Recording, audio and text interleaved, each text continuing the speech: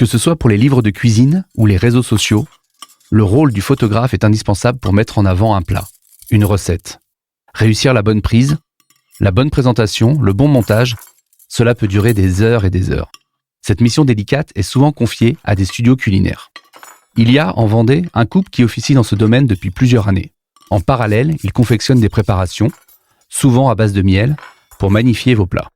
Aujourd'hui, c'est Benjamin Bossan qui s'assoit à la table de saveurs.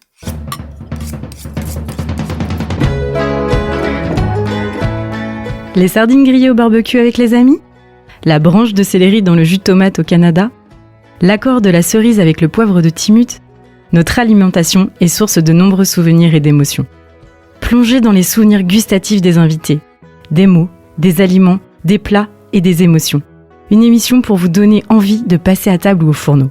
Saveurs, à vos papilles, une émission qui vous fera saliver. Bonjour Benjamin. Bonjour. Bienvenue dans Saveurs. Dans votre atelier, vous imaginez et produisez des préparations culinaires uniques pour une cuisine du quotidien. Le miel est au cœur de votre travail et tous vos produits sont réalisés de manière artisanale. En parallèle, vous avez un studio de création dans lequel vous réalisez et mettez en scène des aliments et les plats des autres. Avant de piocher un premier mot, comment définirais-tu l'activité de votre studio ? Je dirais qu'il y a vraiment deux facettes. Au final, nous, la partie studio, c'était la partie qu'on connaissait déjà, parce que ça fait partie de notre métier d'avant. Et la production artisanale, c'est ce qui nous tenait presque le plus à cœur quand on s'est lancé dans cette aventure-là avec Anna. Et on voulait créer, on voulait faire de nos mains, même si la photographie en soi, oui, ça reste artistique, mais on voulait vraiment, vraiment faire. Et on a la chance d'avoir un grand réseau dans l'apiculture. Donc on connaît le miel depuis très longtemps, on l'utilise de façon très spécifique au quotidien chez nous. Et c'est vrai qu'on l'utilise toujours pour cuisiner. Moins en consommation matinale, mais vraiment pour cuisiner. Et on s'est toujours dit, tiens, il y a quelque chose à faire avec ça, des façons de le travailler, de l'associer, etc. Et de fil en aiguille, on a vraiment commencé à aller de plus en plus loin en allant chercher des combinaisons, des techniques et autres. Et on s'est dit, tiens, on pourrait en faire quelque chose. Et c'est ce qui nous a permis de sauter le pas et de quitter nos boulots respectifs et de se lancer dans l'aventure. Voilà. Donc d'un côté, on a les préparations, ouais, mais on a toujours le studio en tant que production audiovisuelle. Vous c'est réalisez d'autres activités aussi en dehors du miel ? C'est vraiment, vraiment très large. On va dire qu'on va se concentrer sur tout ce qui est cuisine, mais ça peut être donc le plus évident en photo, vidéo, donc pour d'autres personnes en fait. Ça peut être aussi du développement de recettes. Ça peut être de l'atelier, ça peut être venir cuisiner sur un pop-up, sur une soirée chez quelqu'un, de l'événementiel, etc. C'est vraiment multitâche. Ce qui nous intéresse, c'est la créativité. Voilà, sans parler forcément de choses extraordinaires, mais de se dire comment magnifier la cuisine, comment, on va dire, en tout cas, nous proposer notre univers à d'autres gens ou des choses comme ça. Quoi. Donc, vous cuisinez tous les deux ? On cuisine tous les deux. D'accord. Ouais. Parce qu'on a des cuisines en plus très différentes avec Anna. Qui se complètent, j'imagine. Ouais, c'est dans notre duo, parce qu'on est aussi en couple dans la vie, on va dire que tout se complète. D'accord. C'est vraiment yin et yang de la cuisine à la façon de faire. Enfin, il y a plein de petits détails. Et moi, comme les deux activités de votre studio se complètent également. C'est exactement ça. On est d'accord. Eh bien, j'ai envie de t'inviter à piocher un premier mot. Je rappelle donc aux auditeurs que devant l'invité, il y a 2 boîtes. Et dans une des boîtes, ce sont des mots en lien avec l'alimentation. Et dans l'autre, c'est plutôt en lien, de manière générale, sur les techniques de cuisine. Et le premier mot est... Fraise. Ah, on aurait pu avoir miel, mais fraise. Ouais, fraise. Ouais, je dirais que, comme beaucoup déjà dans l'enfance, donc la fraise, ça va me faire penser vraiment chez les grands-parents, le potager. Moi, j'ai grandi en région parisienne, mais j'allais très souvent chez mes grands-parents qui étaient en Charente. Et donc, c'était là où j'ai eu les premiers contacts avec la culture maraîchère, le potager, etc. Et la fraise, c'était un peu le bonbon de l'après-midi. C'est en gros, on allait la cueillir directement sur le plan, dans le jardin, etc. Et aujourd'hui, on fait la même chose chez nous, parce qu'on a la chance d'avoir un jardin avec un potager, etc. Et en fait, William, le petit dernier, tous les soirs, puisque là, ça y est, c'est la saison. Il va montrer du doigt et Anna l'emmène pour aller cueillir sa fraise, etc. Donc, je le vois vraiment comme... La gourmandise qu'on cueille directement. Ouais. Il y a aussi dans votre cuisine et votre approche une envie d'être proche du producteur aussi. Ouais.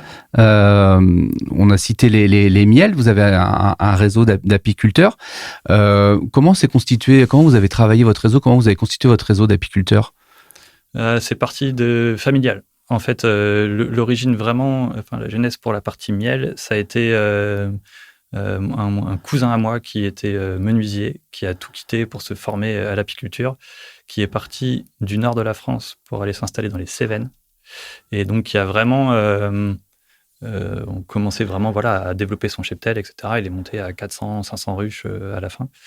Et moi, j'étais déjà dans des études de communication, d'art visuel sur Paris. Et il m'avait dit, écoute, ce produit est magnifique. J'aimerais vraiment pouvoir le présenter d'une façon la plus jolie possible, la plus esthétique, etc. Et il dit, mais j'y connais rien, est-ce que tu peux venir m'aider? J'ai pris le train, j'ai passé quasiment 15 jours là-bas et je suis resté avec lui, on a été sur les ruchers. Il a sorti le grand jeu, donc ça veut dire se retrouver à un lever de soleil dans les Cévennes, sur un rucher. Il va enlever un cadre et on va pouvoir goûter du miel dans le cadre.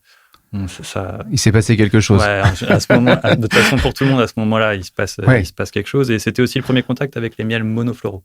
Ok. Moi, j'avais très sincèrement la connaissance du miel pousse-pousse, quoi, comme tout le monde, en tout cas, miel de printemps, miel d'été. Oui, c'est tout. toute fleur. Voilà. Là, il m'a fait découvrir vraiment le châtaignier, le miel de garrigue, les mielas, le metcalfa. Enfin, c'était vraiment la première approche.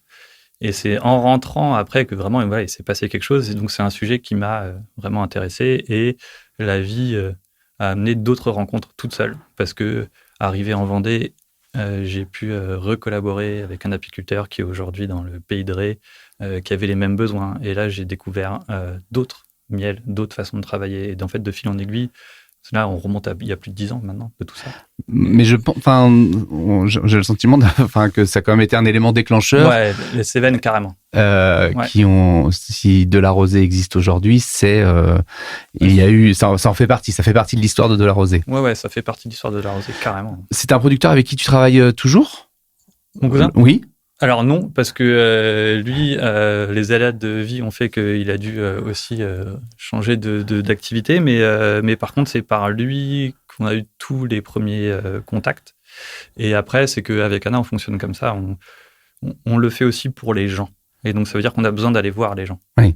Et on a été en Alsace, on a été dans les Vosges, on a été dans le Périgord, on a été sur les ruchers avec quasiment tous les apiculteurs et apicultrices avec qui on travaille aujourd'hui, pour aller voir justement comment ils travaillent. Enfin, on a des apiculteurs qui écoutent le chant des abeilles. Enfin, on a vraiment, il y a de tout. C'est tous des indépendants. Et à chaque fois... On est toujours sur des productions artisanales. Ouais. Oui. Et là, on a toujours quelqu'un qui va nous raconter une anecdote. On pose toujours la question en cuisine.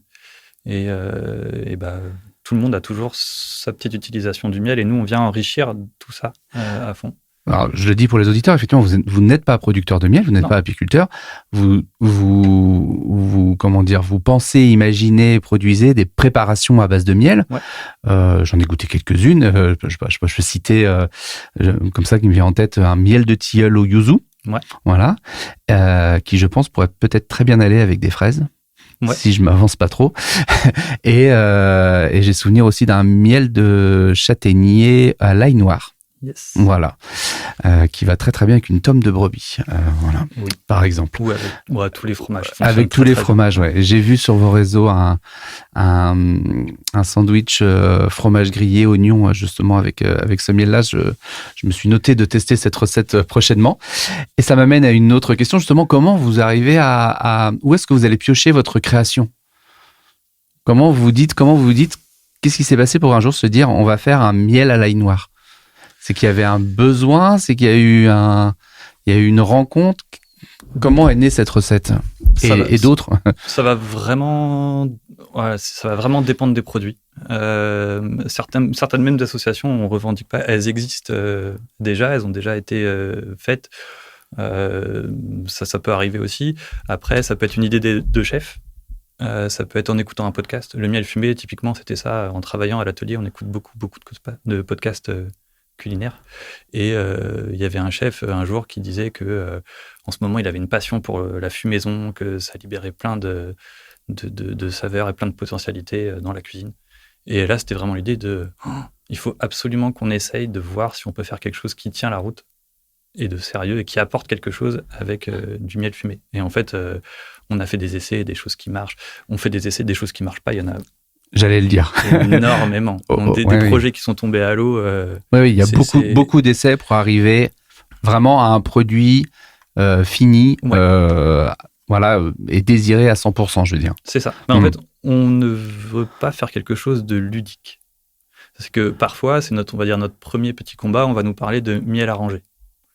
Et nous, en fait, c'est un peu comme le rhum. En général, un rhum arrangé, on ne prend pas un rhum vraiment haut de gamme. Oui. On prend un rhum de cuisine et on va venir en faire autre chose. Nous, c'est pas du tout notre façon de faire. Oui. C'est pour ça que j'ai parlé de préparation. Ouais, c'est ça. Moi, je le vois vraiment comme ça. C'est ça. On va choisir un miel monofloral parce qu'on va être sur des saveurs, une texture très spécifique. Et on va se dire avec quoi on va pouvoir le marier pour qu'il y ait un équilibre. Dans les deux, on cherche toujours l'équilibre. Donc le miel à l'ail noir, typiquement, donc c'est un ail noir de notre production, on le fait nous-mêmes. Voilà, on met l'ail en étuve, etc. Et on a été sélectionner le miel de châtaignier parce que il va apporter du maltais et du boisé et que en fait la réunion des deux va arriver à nous donner presque un chutney qui va se faire naturellement. Et ça, on l'a fait en pensant à du fromage, à des légumes rôtis, à des choses comme ça. Ouais, on applique ça. Quand vous imaginez et que vous préparez, vous avez dans votre tête des accords. Toujours. Voilà.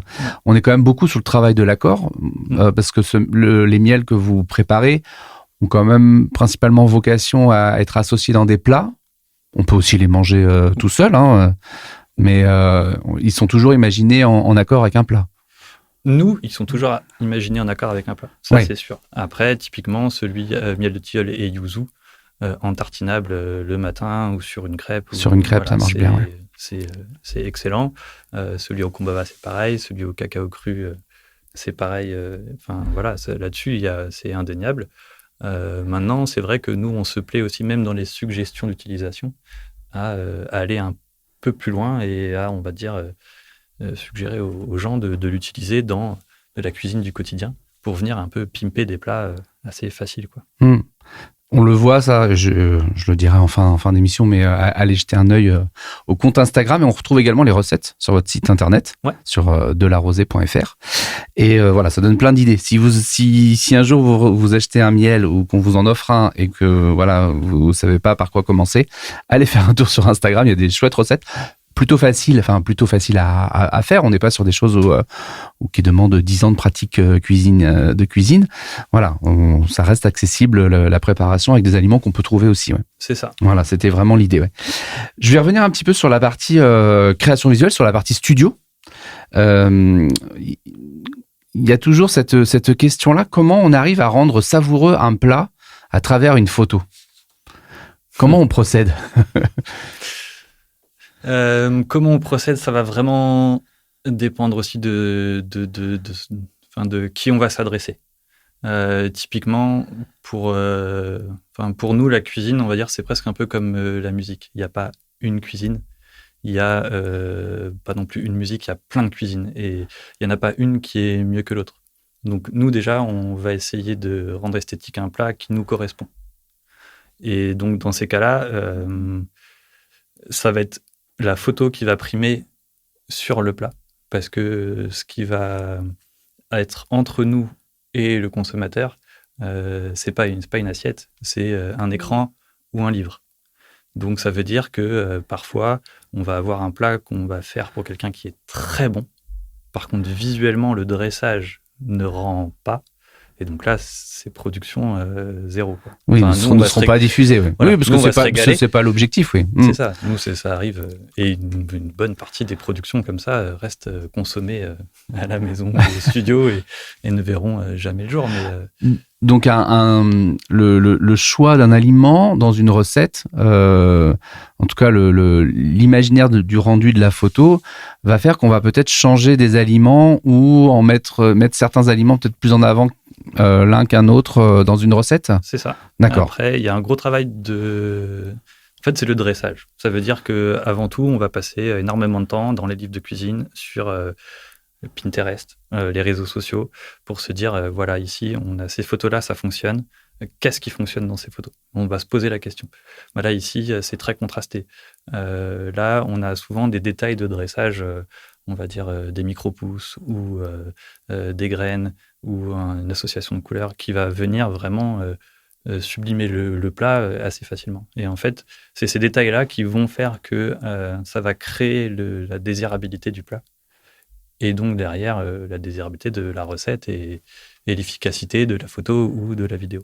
Oui, donc il y a tout un travail en amont, procéder un peu à une sorte de storyboard petit peu. C'est exactement ça. Ouais. Voilà, où vous dites bon. Alors, et les clients qui font appel à vous, les commandes que vous recevez, c'est plutôt donc pour réaliser des recettes ou pour mettre en avant un aliment ? Comment ça se passe ? C'est très variable. On va pouvoir avoir des commandes pour mettre en avant un aliment. Donc là, on va recevoir une huile d'olive, par exemple, la semaine prochaine. Et là, on a carte blanche pour développer une recette qui va pouvoir mettre en avant ce produit-là. Alors, carte blanche, mais aussi feuille blanche. Vous partez de zéro. La grande partie du temps, on part de zéro. Ouais, ce qui n'est pas facile. Ce qui vous plaît, peut-être. Ouais, ce qui nous plaît. Ouais, c'est ce qui vous correspond. Ouais. Et on vient aujourd'hui chez vous pour ça. On va dire que parce qu'on n'est pas les seuls à faire ça, donc si on vient vers nous, il faut partir du principe que notre univers, notre façon de cuisiner, on en revient à la musique, parle à la personne qui nous a contactés. Donc dans ces cas-là, on est plus à l'aise avec le côté carte blanche, où on peut aller et faire quelque chose qui nous plaît. Et en général, ça va plaire à la personne. On ne va pas essayer de faire ce qu'on n'est pas. Et voilà. Vous êtes un groupe de métal, on vient vous voir pour faire un morceau électro, ça ne fonctionnera pas, quoi. En tout cas, ça va être poussif. Et... Ça va être, voilà, ouais. C'est pas forcément la meilleure idée, ouais. Il y a une question qui m'est venue aussi, je me dis, quand on passe la journée en studio, ça se passe comment la préparation du repas le soir à la maison ? Ça se passe comment ce qui peut vraiment l'illustrer, c'est mon fils, le grand. Il y a 2 semaines, il est rentré un peu plus tôt du collège et on venait de finir de tourner une vidéo pour de la rosée. Et il restait un peu... il se met à table, je dis oui, vas-y, goûte. Et il nous a regardé, mais pourquoi on mange jamais ça à la maison ? Mais oui, c'est vrai. Et c'est vrai que voilà, il y a la partie studio et la partie quotidien aussi où on a toujours cette contrainte de temps, les enfants à gérer, etc. Et voilà, c'est pour ça que d'où aussi nos produits, parce qu'on essaye de donner des moyens de pouvoir vraiment, on va dire, une salade de tomates simple ou autre, la changer en rajoutant juste un ingrédient qui fait que on va venir éliminer un peu un plat facile, quoi. Et quel regard vos enfants portent sur votre activité et sur vos recettes ? On va dire le grand, parce que le petit est plus jeune, oui. Le petit est trop petit, mais on va dire que le grand, on est dans la phase où il a du mal à comprendre que c'est un métier. Ok. Et où c'est plus... voilà. Quand il doit l'expliquer à l'école ? Il dit qu'on est apiculteur. Donc là, je suis en train de Non, mais justement, ça illustre que c'est pas forcément évident, parce l'atelier, il est pas à la maison, mais tout le studio photo culinaire avec les spots, etc. Tout est à la maison. Et donc lui, il rentre et il voit ça, mais il nous voit aussi dans son habitat à lui. Et on prend beaucoup, beaucoup de plaisir dans ce qu'on fait. Donc ça veut dire qu'on rigole beaucoup avec Anna. C'est vraiment de la joie et une chance de faire ça. Donc lui, il voit ça donc il a l'impression qu'on s'amuse. Et donc pour l'instant, ça reste un peu flou pour lui. Ouais. Vous j'imagine que vous cuisinez quand même aussi, enfin, avec les enfants. Il y a une volonté, parce qu'on est quand même sur des produits, il y a des choix, des aliments, de travailler avec des producteurs. Et donc, j'imagine que tout ça peut influencer aussi dans la cuisine du quotidien. Quelle est la part qu'est-ce que vous souhaitez transmettre aussi, justement, à vos enfants? Quel lien avec la cuisine vous souhaitez transmettre à vos enfants? Je dirais de au moins leur transmettre ce que nous, on a eu la chance d'avoir, c'est-à-dire qu'on est issus de familles qui ont quand même donné beaucoup d'importance à la cuisine. Et donc, moi, je dirais au moins l'ouverture d'esprit, de pouvoir goûter, d'être curieux de tout. Ça, c'est vraiment la chose qu'on a envie de transmettre. Parce qu'on en revient où on est complémentaires. Avec Anna, on a eu 2 familles différentes, donc 2 façons de cuisiner très différentes. Moi, mes parents, c'était plutôt, d'ailleurs très curieusement, mais une cuisine qui était très orientée, donc déjà il y a 30 ou presque 40 ans, sur la cuisine du monde, globalement. Oui. Donc ça veut dire des inspirations, enfin mes parents, c'est cuisine à l'huile d'olive, tout depuis toujours, des aspirations asiatiques, on allait dans le 13e faire les courses quand j'étais petit, d'aspirations italiennes, on avait de la polenta, ce qui aujourd'hui est plus courant, plus courant chez tout le monde, mais à ce moment-là, c'était vraiment, vraiment pas le cas. Toujours beaucoup d'assaisonnement, beaucoup d'épices, où il se passe beaucoup de choses. Anna, à l'inverse, c'était vraiment une cuisine du potager, soit au beurre, soit une cuisson à l'eau, où on a vraiment le goût de l'aliment. Une cuisine plus traditionnelle que moi, je connaissais pas. Et en fait, on s'est apporté la cuisine de l'un à l'autre. Et ce qui fait qu'aujourd'hui, ça fait un champ des possibles qui est quasiment infini. Et c'est ce qu'on aurait envie vraiment de transmettre aux enfants en disant, voilà... goûter, découvrir. Ouais. Vous voyagez aussi pour aller enrichir votre imaginaire et votre créativité? Ouais, on va dire que c'est la 2e passion. D'accord. Ouais, carrément. On s'est vraiment retrouvés pour 2 choses, c'était la cuisine et les voyages. Et les 2 sont quand même assez liés. Enfin, je sais pas pour vous, mais moi, je sais que quand j'imagine un voyage, j'imagine aussi la place, cette envie de découvrir aussi la cuisine, qu'elle soit traditionnelle ou même autre du pays. Oui. Ouais, vraiment, c'est ça. Alors là, plus récemment, avec la naissance de William, ça a été forcément... Petite parenthèse. Voilà, petite parenthèse qui a repris la semaine dernière en allant au Pays Basque. Mais typiquement, c'est ça. C'est-à-dire, on part 4 jours. On avait le programme des restaurants et des endroits où aller grignoter et découvrir avant même celui des plages et des villes. On fonctionne dans ce sens-là. Ça s'entend. Je vous rejoins. Voilà. Et donc, on a fait ça. On a quand même aussi une passion commune pour les îles. Depuis qu'on se connaît, entre les îles italiennes, les îles espagnoles, toute cette cuisine un peu solaire nous va beaucoup. Un plat de ton enfance qui peut-être influence encore aujourd'hui ta cuisine? C'est pas facile comme question. Parce que j'en ai pas forcément un qui est évident. Mais je dirais vraiment toujours les épices. Le travail des épices, l'assaisonnement. Le travail de l'assaisonnement, des épices, les sauces, beaucoup. Ouais.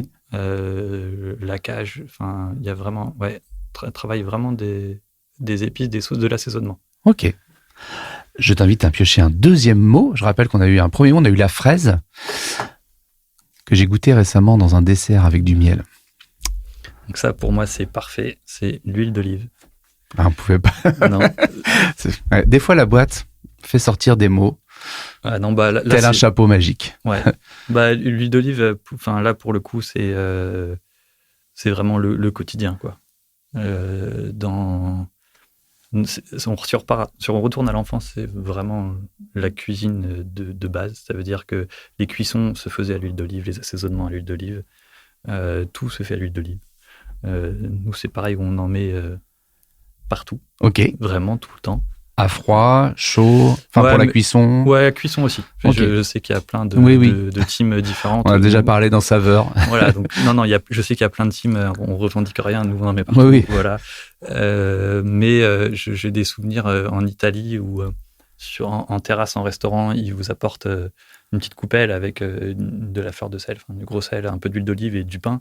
Moi, je peux manger que ça. Hein? On peut m'amener une tomate après pour le dessert et puis c'est tout, quoi. Donc l'huile d'olive, c'est vraiment sacré. Je vous invite à écouter l'épisode avec Mickey, qui a une fesse italienne et qui nous parle de l'huile d'olive et de son amour pour l'huile d'olive aussi, en long, en large, voilà, qui pareil le boit au bidon, à la cuillère, peu importe. Une huile d'olive peut-être en particulier à conseiller aux auditeurs, un pays, une provenance pour l'huile d'olive. On en a plein. En fait, ouais. ça fait partie, comme le miel d'ailleurs, que j'encourage les auditeurs à, quand on va quelque part, ne pas hésiter à ramener un miel. Les miels sont tous différents. Et donc, ça permet de goûter du travail de chacun. L'huile d'olive, c'est pareil. Que ce soit en Espagne, en Sardaigne, en Provence, chez nous, en Grèce. Elles sont vraiment toutes différentes et on aime beaucoup. C'est le petit souvenir de voyage, c'est de revenir avec un bidon d'une huile d'olive locale et de rentrer à la maison et de le goûter et de dire tiens, elle est plus fruitée, elle est plus maturée, avec ça va bien, etc. Je vois, on doit avoir peut-être 10 ou 15 huiles d'olive différentes. Ouais. Je vois souvent aussi pour les chefs en cuisine les voir avec des collections de poivres, par exemple. Voilà, c'est pareil. Et là, l'idée du miel, c'est un peu la même idée. L'idée, c'est pas d'avoir un miel, c'est d'en avoir 10, c'est d'en avoir 15. Voilà. Moi, je sais que souvent, je le dis à l'antenne, mais on trouve du miel assez facilement partout. Et je trouve que c'est encore une aberration d'acheter du miel qui arrive, alors souvent mélangé, transformé de l'autre bout de la planète, alors qu'on a un producteur à côté de chez nous. Et en plus, des fois, à des tarifs quasi similaires, en tout cas, ou avec peu de différence. Voilà, donc faites attention à la provenance de vos miels. Autorisez-vous à acheter des miels qui viennent d'ailleurs, mais en tout cas, faites attention à ce qu'ils viennent bien d'un petit producteur. Voilà. C'est ça. Moi, c'est vraiment un sujet où j'aime beaucoup cette nuance, parce que nous, on la voit dans nos voyages. C'est pas, même si défendre la production française, c'est hyper important, et surtout en ce moment et sur les dernières années, ça c'est clair et net. Maintenant, quand on va en Espagne, quand on va, on a été sur une petite île grecque à Andros, où on a été chez un apiculteur qui fait du miel de thym. On n'en a pas en France, donc comme ça, en tout cas très peu. Là, prenez chez lui. Il n'y a pas de, au contraire, il faut goûter. Nous, on travaille avec un miel qu'on trouve très peu en France, qui est le miel de romarin, qu'on va chercher chez une apicultrice dans la région de Valence, en Espagne. Et parce que on sait qui c'est, le miel est excellent et on sait comment elle travaille. Et puis voilà, donc en fait, c'est plus une question de raisonner, de savoir avec qui ce qu'on fait. Là, l'idée, c'était surtout de dire, si vous achetez un miel toute fleur, autant l'acheter auprès d'un producteur local. Surtout. Après, effectivement, oui, il y a des miels spécifiques qu'on va pas trouver chez nous, de par les fleurs nécessaires au miel. Mais voilà, en tout cas, essayez de prendre auprès de petits producteurs pour avoir un miel de qualité. On le sait que c'est de plus en plus difficile. Enfin, la production du miel en France, le changement climatique aussi a impacté la production. Quel regard tu as un petit peu sur ça? Est-ce qu'il y a une inquiétude, des actions à mener, en tout cas, je sais pas. L'action première, c'est ça va être d'essayer de raisonner, de réfléchir sur à qui on l'achète, tout simplement. Enfin, c'est vraiment plus du bon sens que des grandes règles. Oui. Parce que le problème, nous on l'a rencontré, je sais, alors moins maintenant, et c'est tant mieux, mais on a beaucoup parlé du miel dans la presse pour dire justement attention, il peut être frelaté, il peut être mélangé, et pour sensibiliser la population, ce qui était une bonne chose. Mais en sensibilisant beaucoup la population, ça va créer aussi un sentiment de un peu anxiogène autour de ça. Ou de méfiance envers le miel. Et donc, il y a eu de la méfiance envers le miel en général. Et donc, nous, comme on travaille beaucoup avec des épiceries fines, c'est vrai que dans les 2020, 21, 22, après Covid, c'était le moment où on sortait d'en parler beaucoup. On a assisté quand même à une chute de la consommation du miel en épicerie fine, là je parle, et vraiment les retours qu'on avait, c'est vraiment ça, c'est ce côté vraiment un peu anxiogène parce que voilà. Oui, les gens ont fait un amalgame en se disant tous les miels sont frélatés, quoi. Voilà, c'est ça. Non, heureusement, les apiculteurs ont pu avoir toujours leurs habitués, etc. Mais globalement, il y a eu une méfiance autour du miel. Et donc ça, c'est un côté aussi qui peut être dommage, et se dire que il faut juste avoir du bon sens, aller chez l'apiculteur local. Et c'est pareil, j'insiste vraiment sur si vous connaissez très bien le miel de châtaignier parce que vous en achetez sur la côte vendéenne ou autre, parce qu'il y a des endroits où on en produit. Si jamais vous allez passer une semaine dans le Périgord en été, ne vous bloquez pas parce qu'il n'aura pas le même goût. Oui. Et en fait, c'est un peu comme le vin, on peut vraiment... J'allais faire le parallèle, oui. Moi, voilà, on le fait clairement. Et donc, en fait, chacun a ses habitudes et d'une année sur l'autre, il sera différent. Et c'est ça qui est assez magique dans ce produit-là. Et ça, justement, c'est peut-être difficile, justement, d'une année à l'autre, si le miel est différent pour vous, pour vos assemblages. On le revendique. En fait, on a vraiment une démarche qui est artisanale. Donc, ça veut dire que... parce que c'est valable pour le miel, mais on travaille avec des fruits frais, donc quand on reçoit le yuzu, suivant si l'ensoleillement a été très bon, parce que c'est du yuzu qui vient du sud de la France, il y aura plus ou moins de goût, de zeste, etc. Des subtilités. Et on va le retrouver dans tout ce qu'on fait. Et ça, c'est complètement assumé. Ok, très bien. En Vendée, on produit beaucoup. On a beaucoup de différentes productions. On a aussi des fruits de mer. On a du miel. On a un peu de vin. On a du fromage. On a tout ça.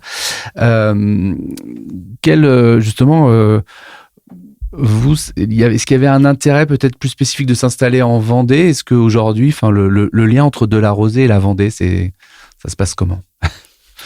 Là, on est plus dans une phase de découverte. Forcément, par rapport à l'activité artisanale miel, on nous pose souvent la question, mais vous êtes en Vendée, vous ne travaillez pas avec du miel vendéen. Et en fait, c'est tout simplement, on l'explique, c'est que dans notre cœur d'activité, on travaille avec du miel monofloral. La Vendée, il y a du miel, il y a peu de monofloral. Il n'y a pas de lavande en Vendée. Oui. De lavande, c'est pas possible. Le romarin, des choses comme ça. D'autres. Ouais. Donc, par rapport à l'activité artisanale, on va dire peu. Par contre, c'est que de fil en aiguille, nos productions, nos événements ou autres nous poussent à la rencontre d'autres producteurs et artisans. Et en fait, plus les années passent, plus on en rencontre, plus on rencontre des histoires qui sont extraordinaires parce que on va se retrouver sur un marché à côté de quelqu'un. Donc Margot qui est venue dans l'émission, on l'a vue sur un marché. Il y a pas mal de rencontres qui sont comme ça. Et après, en fait, on reste en contact et on échange. Et on va rencontrer d'autres personnes. Et donc, on a rencontré les jardins de Pauline qui va faire les fleurs comestibles. On a rencontré la Réquaire sur la côte pour le vin. Margot. Il y a beaucoup. Oui, il y a un réseau de producteurs intéressants en Vendée. Il y a tout en Vendée. À monter. Ça, c'est une anecdote que j'aime bien parce que c'était rigolo. Pour un client, on devait cuisiner quelque chose avec des champignons qu'on cherchait du pleurote. Je tape dans Google, comme tout le monde, parce qu'on commence par là, avant d'activer quoi que ce soit. J'ai tapé pleurote Vendée. Ouais. Donc nous, on est à Montaigu, Saint-Georges de Montaigu. Ouais. On téléphone, on va à la ferme et pif, la production de champignons. Et là, donc, on est revenu avec nos pleurotes qu'on a pris sur le bloc. Ah, plus frais, c'était pas possible. Ouais. Voilà. Ouais. Et c'est pareil, ils font de la spiruline. En fait, ils font de la spiruline en été, des champignons en hiver. Et en fait, on se rend compte que on peut trouver quasiment tout.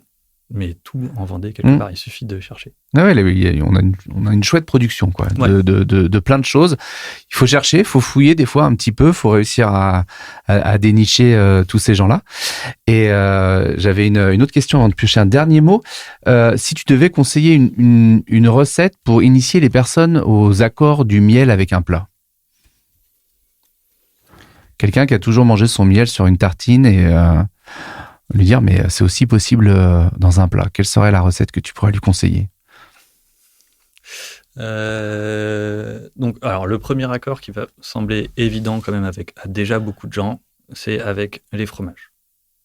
Là, au moment du plateau de fromage... Il n'est pas si évident que ça. D'accord. Bah, Je suis un grand consommateur de fromage. Alors, il est évident après, en fait. Mais ouais. en Vendée, alors oui, il y a quelques fromages qui s'accordent avec le miel. Mais c'est souvent soit du fruit, soit de la confiture. Mais le miel, je ne l'avais pas. Franchement, je le dis en toute honnêteté. J'ai retravaillé mes accords du fromage avec le miel depuis vos miels. Ouais. Ok, mais voilà, on va dire que globalement, partant de là, il y a plein de possibles. Ça veut dire que en hiver, on va se prendre une tartine d'un bon pain au levain. On peut mettre un fromage qu'on va faire fondre au four, un peu de jambon et un petit filet de miel dessus. Et avec, je sais pas, un peu de chèvre, par exemple. Et là, tout de suite, il se passe quelque chose en 10 minutes, un dimanche soir, devant la télé. Au moment du plateau de fromage, en fait, il y a vraiment une combinaison entre le lacté et le miel qui fonctionne très bien. Donc ça, je dirais, si on veut y aller, et surtout avec nos produits, parce que dès qu'on rentre après avec l'ail noir, le miel pimenté, le miel fumé, alors là, on peut s'amuser.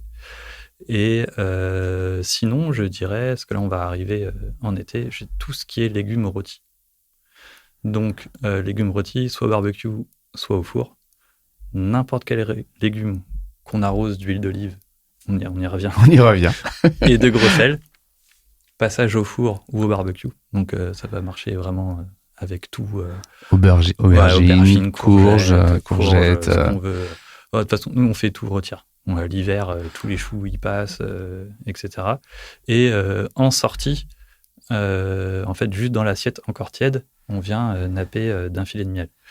Et là, accompagné de ça, on peut très bien se faire un yaourt grec avec un petit peu de jus de citron, les herbes du jardin, ce qu'on veut, un peu, voilà. Et donc, on a toujours une base légumes rôtis, une base lactée et un nappage de miel. Et là, ça fonctionne. Je l'ai testé avec de l'aloumi.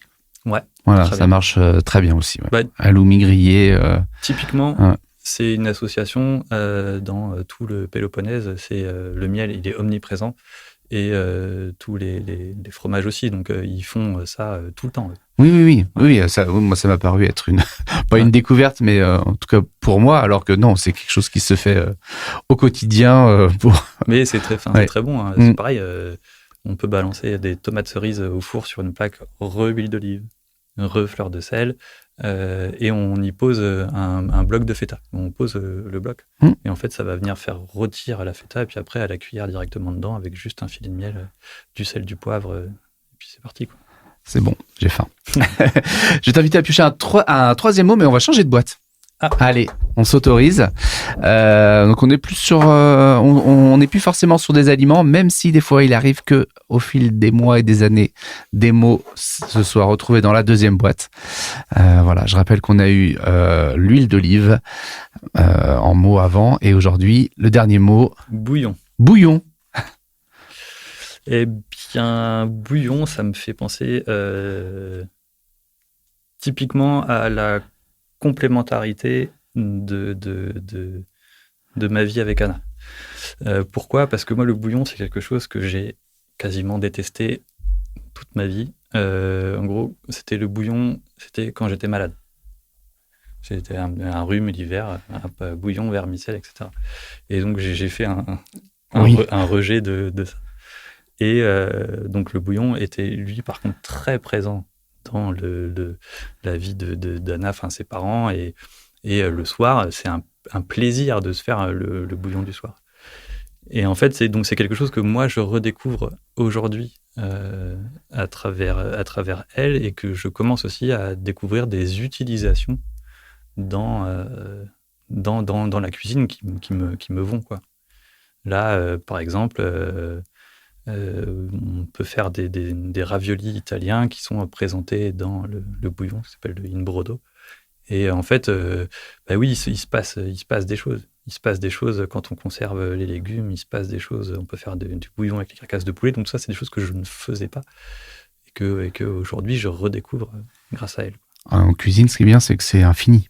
C'est infini. Même des fois, il y a des choses, justement, on a dit, ah non, ça jamais. Et puis, en fait, un jour, il se passe quelque chose. Il y a toujours. On rouvre une petite porte et puis on redécouvre une utilisation et des goûts. Alors, le bouillon aussi, moi, je pensais aussi à la cuisine asiatique aussi. Enfin, un bouillon curry rouge, curry vert aussi. Voilà, il y a ces influences-là qui peuvent arriver. Et puis, alors aujourd'hui, c'est marrant parce qu'on a une espèce de renouveau du bouillon, mais les restaurants type bouillon. On a quelques adresses qui ont réouvert à La Roche-sur-Yon, en Vendée, alors que ce sont des termes qu'on ne trouvait pas.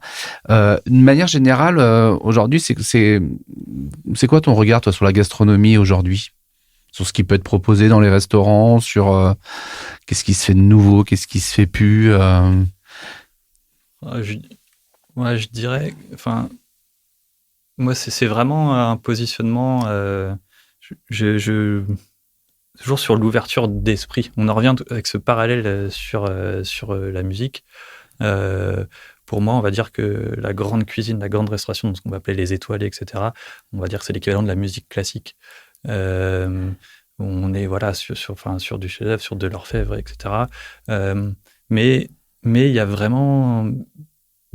Il y a autant de cuisine quasiment que de chefs et que de restaurants et que d'équipes. Et donc, en fait, il faut on se dirige vers la cuisine qui nous ressemble. Moi, je veux dire, personnellement, ma cuisine, celle qui me plaît, c'est la cuisine de partage.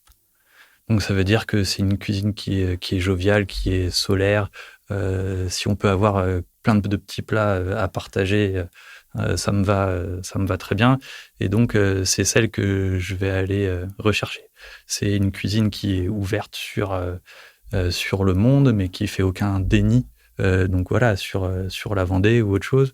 Donc, j'aime beaucoup la cuisine fusion. Donc, on en parlait tout à l'heure, mais le PAP à la Bernardière, on a passé une soirée extraordinaire parce qu'on Je vais lancer l'invitation. Ouais, mais on sent vraiment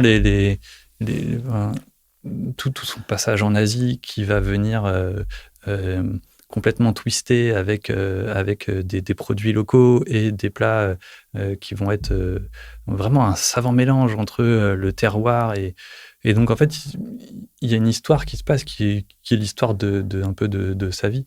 Et en fait ça c'est quelque chose qui me parle aussi, honnêtement, plus qu'une cuisine traditionnelle. Donc moi en Vendée, je sais que je suis content parce que je trouve qu'il y a de plus en plus de lieux qui s'ouvrent comme ça.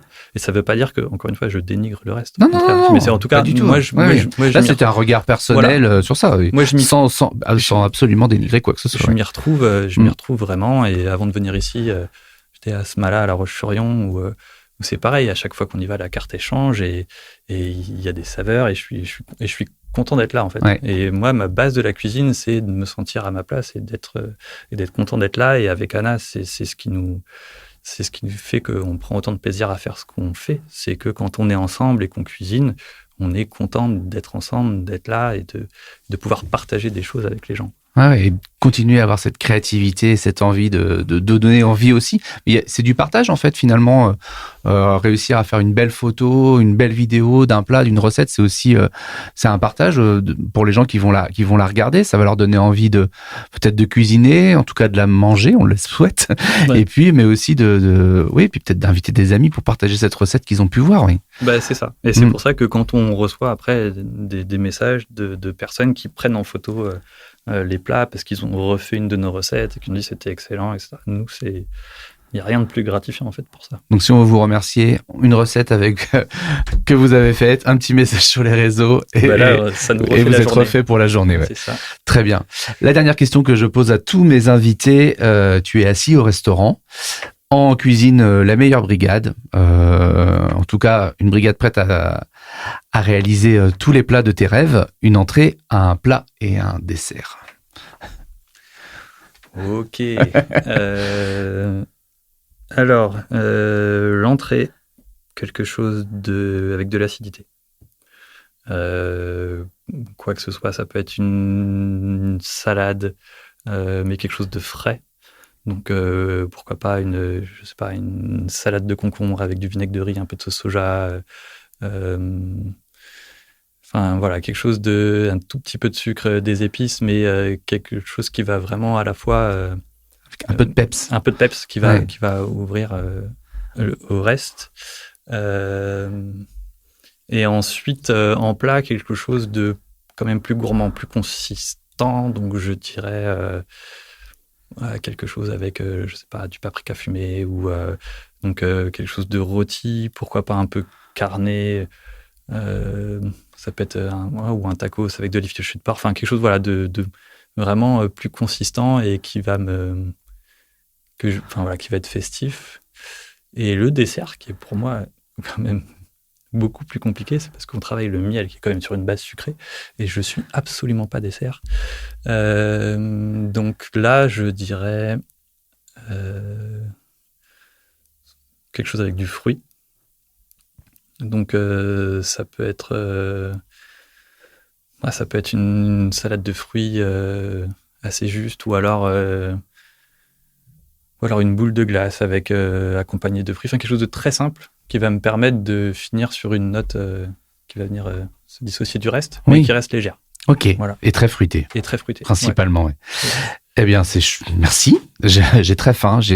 Mais je retiens quand même cette envie quand même de l'association du miel plutôt sur du salé, alors qu'on a globalement une approche plutôt en lien avec du sucré, avec des fruits, avec tout ça. Ouais, voilà. Et ça ouvre plein de possibles.